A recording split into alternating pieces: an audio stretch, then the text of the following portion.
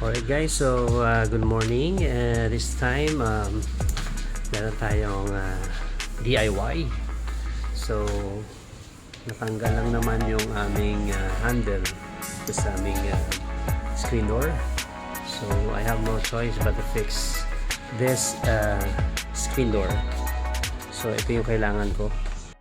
So ayan guys, so kailangan ko ng electric drill. Ayan. Of course, kailangan natin ng drill bit. Ayan, drill bit and metal screw. So, syempre, kailangan din natin ng screwdriver. Ayan guys. So, ayan, let's do this. Ngayon, ito na. Ito yung dating butas. So, kailangan natin magkabit ng panibagong ayan, panibagong butas, no? Maglagay tayo ng handle. Ayan, syempre kailangan lang natin na ayan, so okay, so ngayon barya na. Syempre kabit natin itong bala ng barya.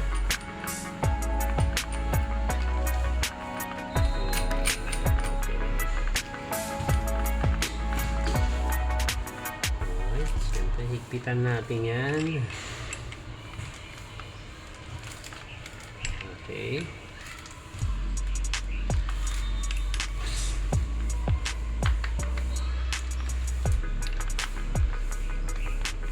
Okay. So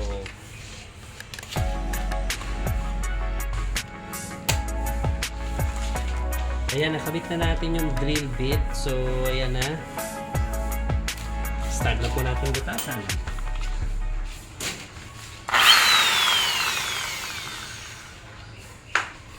Ayan. So, ito yung butas.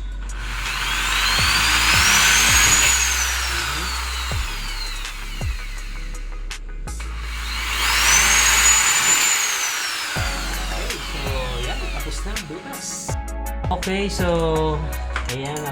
Lagyan na po natin ng butas. Kapit po natin yung so medyo may coating po sa ayan.